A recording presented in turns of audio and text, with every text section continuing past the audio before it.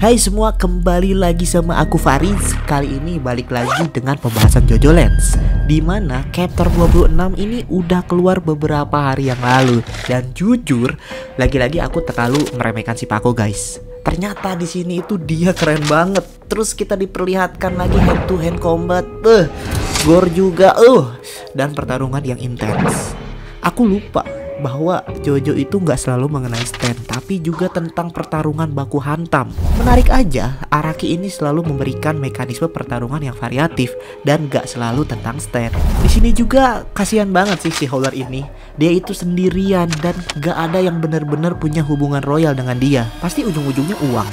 Makanya dia nggak percaya tuh sama yang namanya ikatan atau pertemanan. Menariknya, Araki juga menuliskan "No one can rob them of their bone" di cover JoJo Lands chapter ini. Kayak ini counter dan perkataan untuk Howler ya, dimana ada kok hubungan yang gak bisa dirusak sama uang. Tapi ini juga bisa sebuah spoiler yang dimana mungkin di masa depan Jodio dan Dragona ini akan dihadapkan dengan pilihan, tapi mereka akan tetap bersama.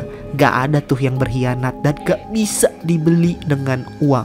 Panel dilanjutkan dengan pertarungan epic Pako melawan Ningbo, dimana ini yang buat aku gak expect. Pako ini bener-bener mendominasi dalam pertarungan, sampai Ningbo ini gak dikasih waktu untuk bernafas. Kekuatan dari Pako ya dirinya sendiri, tanpa ada hasil aja dia udah OP mampus. Gigi Ningbo nih sampai berjatuhan dan leher dia juga hampir patah, cuman gara-gara raw powernya si Pako. Ningbo itu fighter loh, walaupun korup, tapi ya yang namanya pemadam kebakaran itu fisiknya kuat gak main-main. Tapi bisa-bisanya sampai ke planting ke ujung tuh gimana? Si Lime Cabang juga otomatis nih mau nembak Pako, cuman untungnya Usagi megang senjata, jadi keburu yang ditembaknya si Lime Cabang dong. Cuman ya ampun gak kena-kena Usagi. Parah banget anjir Usagi ini aimnya. Akibat dari peluru yang miss itu, Lime Cabang jadi mencari tempat alternatif untuk bersembunyi, yang gak lain gak bukan adalah bunker, tempat dimana Lulu sama Yokohama ini disimpan. Hasil ya si Lime Cabang misinya sukses. Tapi yang penting mereka semua kan selamat dulu ya. Walaupun tidak semudah itu, karena si Ningbo ini bangun lagi. Dibilangin dia itu pemadam kebakaran, jadi sebelum dijedor ya susah matinya. Di sini Lime Cabang juga sadar bahwa ada yang aneh nih. Dia lihat si Yokohama ini ada di depan dia, tapi kok dia nggak dikabarin hilang ya. Justru tadi pagi dia absen di kantornya. Harusnya kan kalau Yokohama ini di sini dia dikabarin hilang dong. Ini mah kayak nggak ada apa-apa gitu. Kayak Yokohama sehat walafiat, padahal ini lagi terkapar. Pas balik ke belakang, dor, dia ketemu Lulu yang lagi nyantui dan dia bilang, "Do you have a boyfriend? I like your hairstyle." Ini aku nggak ngerti ya seleranya Lulu ini gimana. Maksudnya apakah botak itu termasuk gaya rambut? Dan si Lulu emang cowok? Enggak anjir, dia cewek kayak yang gay gitu loh. Dan tentu aja si Lime Cabang itu sempat ngambek juga, soalnya dia punya banyak pertanyaan ke Lulu. Walaupun dia juga sempatnya bilang aku itu nggak punya pacar, dan mencoba untuk bertanya ke si Lulu soal ini, soal informasi Howler maksudnya ya. Abis itu perhatian kita teralihkan lagi ke Howler yang kedatangan banyak anggota pemerintah nih sama anggota militer yang mulai masuk ke kapal dia. Makanya si Kei ini nyoba buat nyeret si Howler keluar dulu deh dari kapal ini. Soalnya gak akan beres-beres nih masalahnya kalau ngomong sama Charming Man ditambah Jodioma. Masalahnya hal yang ngebuat Howler ini gak cabut itu simple sebenarnya. Dia ngerasa ada campur tangan dari Lavarok, yang dimana itu iya betul ada campur tangan sih dari Lavarok. Tapi dia nggak berhasil nemu batu ini tuh di mana gitu. Ini tuh kayak udah deket banget, padahal Jodio lagi nyakuin tuh. Dia mainin batunya tuh di sakunya. Seketika Kei dapat notif dari HP-nya. Coba kalian lihat dulu sendiri. Betul. Sebenarnya kalau kita lihat konteksnya aja, bahwa Lime Cabang ini ngasih tahu ada Yokohama lain di kediaman Meryl May, terus Howler ini sebenarnya lagi nyari batu, ini semua bakal beres guys. Masalahnya itu lope-lopenya, ada lope-lopenya di HP-nya. Aku coba cari penjelasan tapi tetap aja ngarahnya ke situ. Pantas aja si Lime Cabang bilang ke si Lulu dia nggak punya cowok. Ya emang dia nggak punya cowok, tapi punyanya pacar cewek. Jadi si Lime Cabang sama si Kei ini lesbi, pacaran. Tapi biasanya pasangan-pasangan kayak gini tuh pasti unik aja di dunia JoJo.